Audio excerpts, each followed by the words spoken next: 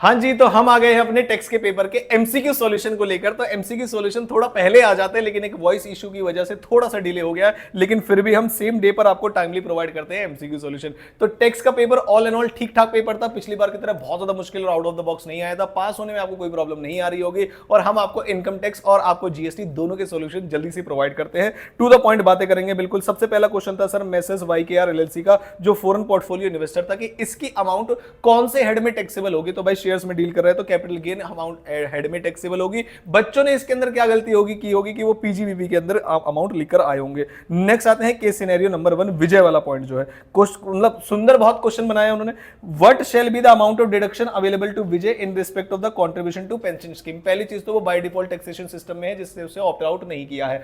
तो क्या सीसीडी 2 मिल जाती है? तो वैसे तो डिडक्शंस अलाउड नहीं होती, लेकिन क्या सीसीडी 2 अलाउड होती है? Answer is yes. कितनी लिमिट की अलाउड होती है? 1,50,000 की। तो बच्चा क्या करेगा? CCD 2 1,50,000, but that includes over and above limit of 14% of basic salary and DA वाला जो पॉइंट है, उसकी वजह से जो आंसर आएगा वो आएगा 2,01,600। नेक्स्ट आते हैं next point, examine the applicability of advance tax provision in the hands of Rashmi. Question क्या पूछा था उसने, ध्यान से देने का, रश्मि का जो टीडीएस एडवांस टैक्स है वो कब तक डिपॉजिट होना चाहिए? तो Rashmi needs to deposit the entire amount of advance tax by 15th of March of the relevant financial year.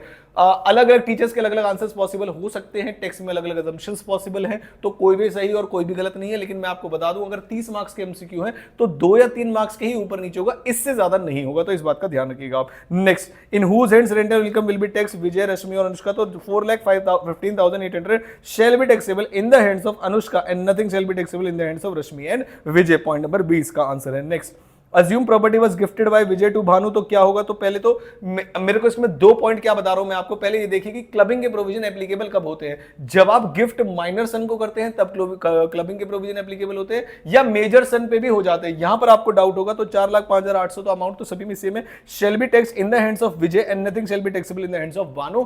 Point number B को भी कंसीडर करके चलिएगा कि क्या एप्लीकेबल होता भी है या नहीं। आगे चलते हैं, केस सिनेरियो नंबर 2 में चलते हैं। केस सिनेरियो नंबर 2 में आपका स्लम सेल का क्वेश्चन आ गया। तो बहुत सारे बच्चे स्लम सेल छोड़ के जाते हैं कि कैपिटल गेन इतना बड़ा चैप्टर है, स्लम सेल छोटू सा है, एक इलस्ट्रेशन दी हुई है, कहां से आएगा। तो आज से 2 या 3 अटेम्प्ट पहले की भी अगर आप बात करें तो उसमें भी 6 नंबर का आया था, और आज उसने कमाल ही कर दिया, इस बार केस स्टडी में बनकर आ गया है वो। तो स्लम सेल करते कैसे है? तो sir full value of consideration लिखते हैं इसमें, वहां पर माइनस करते हैं, नेटवर्थ निकालते हैं इसमें। जो कॉस्ट ऑफ एक्विजिशन होती है वो नेटवर्थ होती है, इंडेक्सेशन नहीं मिलता। नेटवर्थ कैसे निकालते हैं? सारी असेट्स लिख लो, उसमें से कोई भी अगर रिवैल्यूएशन रिजर्व से असेट की वैल्यू अपवर्ड हो गई है तो उसे डाउनवर्ड कर दो। रिवैल्यूएशन रिजर्व का जो इफेक्ट है वो नलिफाई कर दीजिए, और इधर आकर जो है माइनस कर दीजिए। ये रिवैल्यूएशन रिजर्व कहां पर किया है उसका इफेक्ट माइनस होगा, और बैंक लोन और सभी क्रेडिटर्स यूनिट नंबर 1 ही माइनस कर देंगे, तो उससे नेटवर्थ निकल के आती है।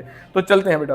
तो पहली चीज तो उसने टैक्स डिडक्टेबल एज सोर्स पूछ लिया, तो उसका तो आंसर 700 रुपए है। Compute the amount of net worth of unit A, वही असेट्स माइनस लायबिलिटीज करके, तो इसमें आंसर होगा 20553.33। Next, compute the amount of capital gain. अब यहां पर थोड़ी सी प्रॉब्लम है, 2 अमाउंट आंसर आ रहे हैं, ये अप्रोक्सीमेशन एरर है और कोई भी एरर नहीं है।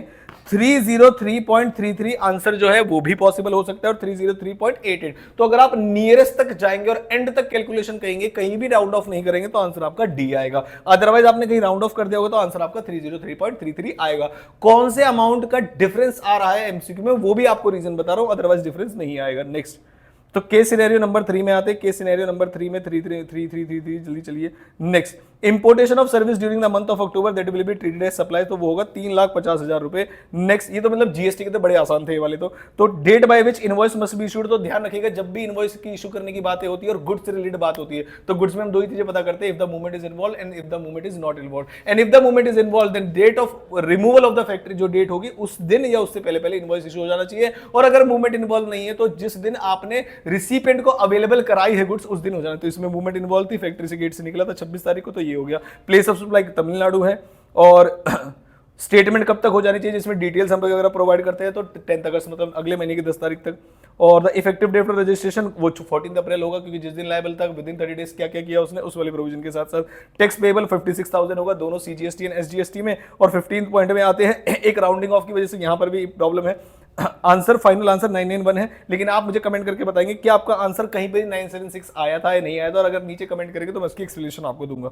नेक्स्ट, 16 क्वेश्चन में आते हैं, तो 16 क्वेश्चन में क्या पूछा था, टीसीएस पूछा था, वो 925 है। तो ऑल एंड ऑल 2 या 3 क्वेश्चन में ऐसा पॉसिबिलिटी है, एक में राउंड ऑफ की वजह से बताया था, एक में प्रोविजन की वजह से बताया था, एक में लिमिट अगर आपको याद नहीं होगी, अदरवाइज सारे आंसर्स बिल्कुल ठीक है, आप चेक कर सकते हैं। और किसी में भी अगर आपका कोई और ओपिनियन हो तो प्लीज नीचे कमेंट करके बताइएगा, प्लीज उसे कमेंट करके हम आपको देखेंगे। दूसरी चीज, हमारे सब्सक्राइबर 25,000 होने में 120 बाकी है। आई होप आपका पेपर होगा, बहुत सारे बच्चे इस वीडियो को देखेंगे, तो जरूर सब्सक्राइब करिएगा ताकि 25,000 जल्दी से जल्दी हो जाए। मिलता हूं आपसे अगली किसी अपडेट के साथ। बोथ ग्रुप वाले बच्चे पढ़ाई में लग जाइए, कोई मतलब नहीं 1-2 नंबर ऊपर नीचे होने से, और ग्रुप 1 वाले बच्चे पहले भाई रिलैक्स करो, एंजॉय करो, फिर एनालाइज करना आगे क्या करना है। Thank you so much.